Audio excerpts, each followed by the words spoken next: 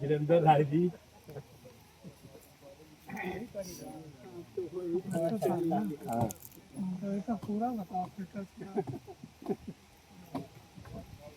राम भाई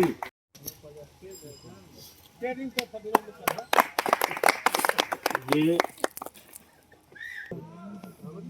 आपका पुनः एक बार स्वागत है।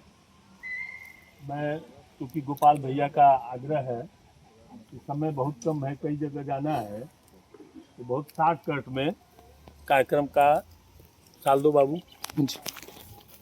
खोलो इसको खुला 6 साल कंटिन्यू हम लोग के बीच में रहे हैं और एक आवाज देने पे आपकी उपस्थिति होती थी, तो आपका भी अंग वस्त्र देकर के स्वागत।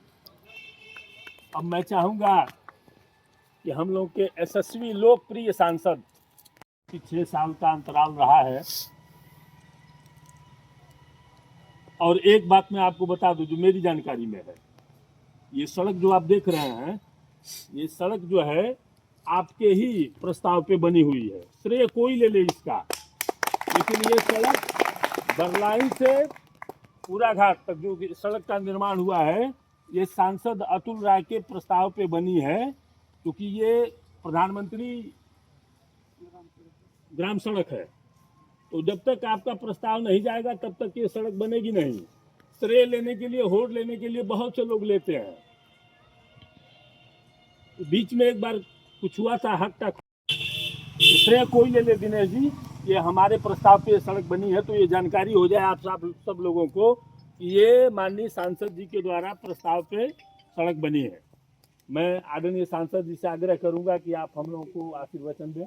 आदरणीय अतुल राय जी। धन्यवाद। बैजापुर में उपस्थित यहाँ समस्त ग्रामीणवासी क्षेत्र के सम्मानित नागरिकगण, ग्राम सभा के वर्तमान प्रधान, तीनों पूर्व प्रधान, संचालन कर रहे दिनेश राय जी, हमारे जिले के बहुजन समाज पार्टी के करीबन कई सालों तक जिला अध्यक्ष रहे राजविजय जी, सर्वोच्च पूर्व प्रधान गब्बू राय जी, आप सभी का मैं हार्दिक वंदन अभिनंदन करता हूँ। दिनेश भैया ने अपने संबोधन में बार बार बोला कि 6 वर्षों तक गोपाल जी आते रहे। एक सांसद का कार्यकाल 5 वर्ष का होता है।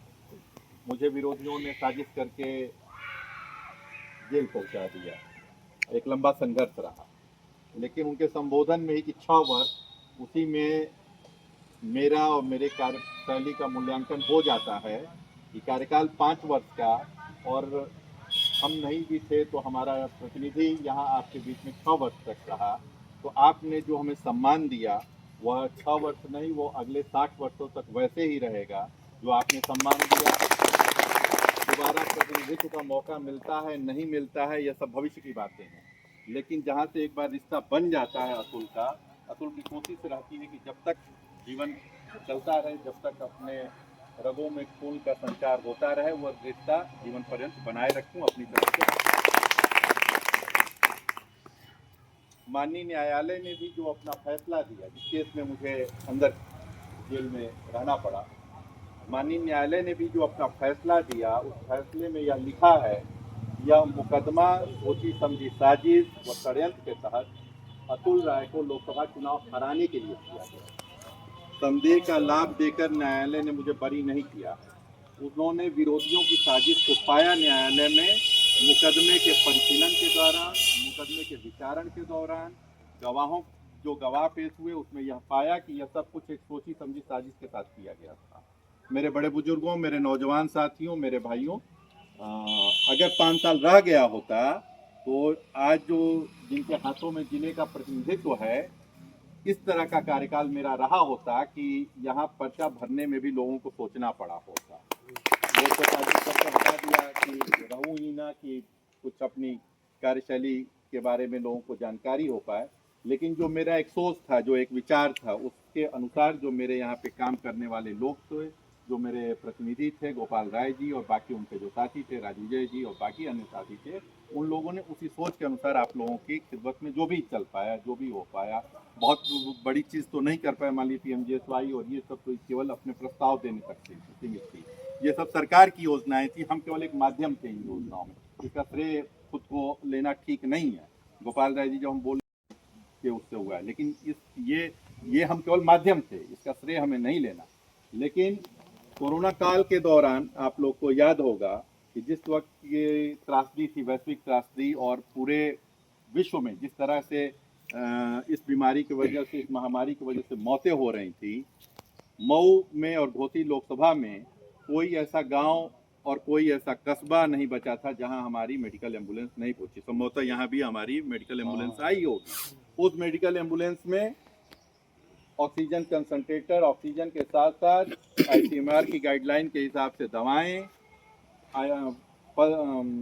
Paramedical staff, pulse oximeter, infrared thermometer लेके जांच करता, डॉक्टर से फोन पे बात करके जो दवा थी सबको उपलब्ध कराएगी। और ये पूरी घोसी लोकसभा के 80,000 लोगों को दिया।